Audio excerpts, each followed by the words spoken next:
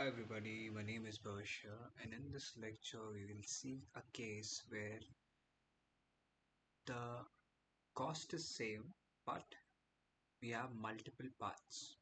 So in the previous topology you saw that we have four routers R1, R2, R3, R4 and downwards we have R5. They were configured with GigaNet from upside, they were all GigaNets from down path, they were all fast Ethernet. So OSPF chose the best path that is the upper path with GigaNet because the bandwidth was less there and the bandwidth downwards was high, right? But in the case where cost is same, what will happen? If you look at here, I've changed the reference bandwidth to default, that is our 100 only, which is of our fast Ethernet, 100 Mbps. So if you look at here, the cost, as you know that every link calculate independently their own cost, right?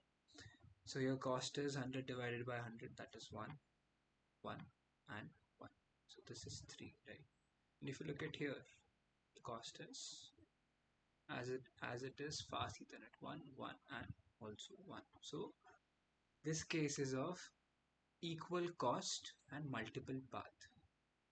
So in this case where we have equal cost and multiple paths, what do is we load balance it. What does this mean? So load balancing means that instead of choosing any of the path, we are choosing both of the paths simultaneously, but we are segmenting the packets.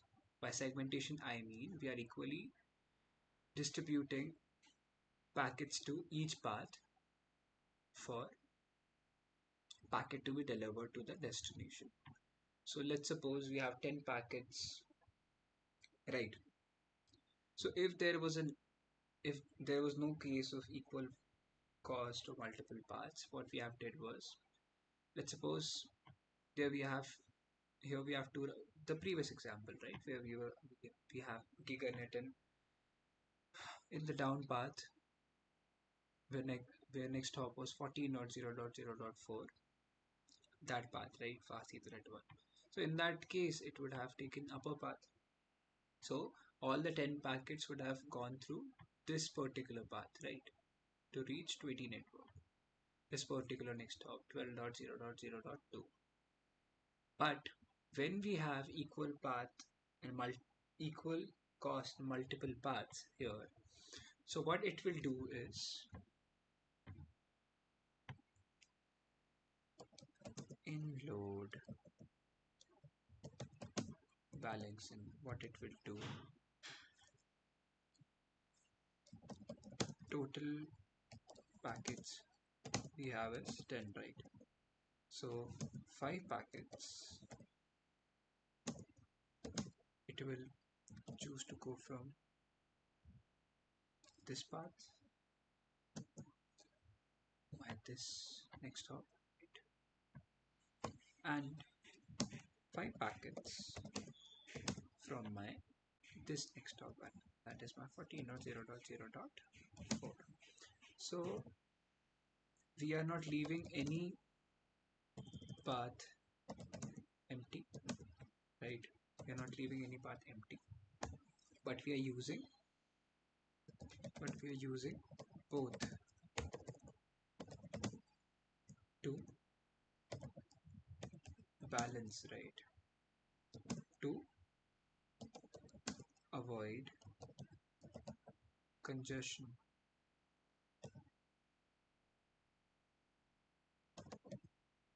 I guess the spelling is wrong.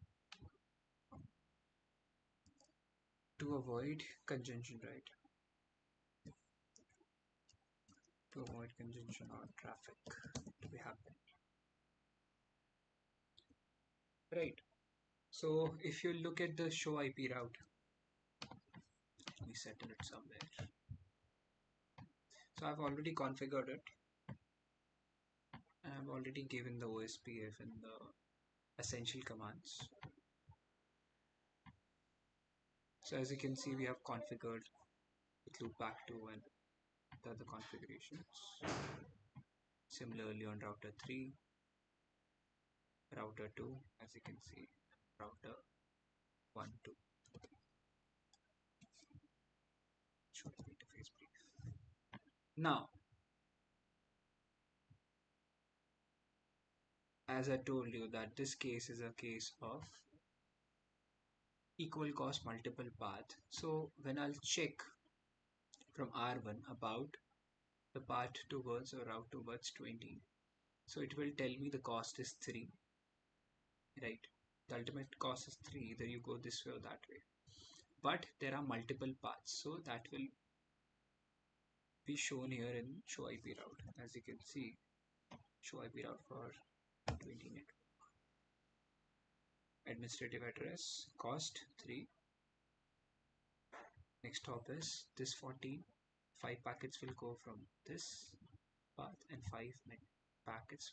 We are take an example where packets are 10. So 5 packets will go from this path, right, on different fast Ethernets.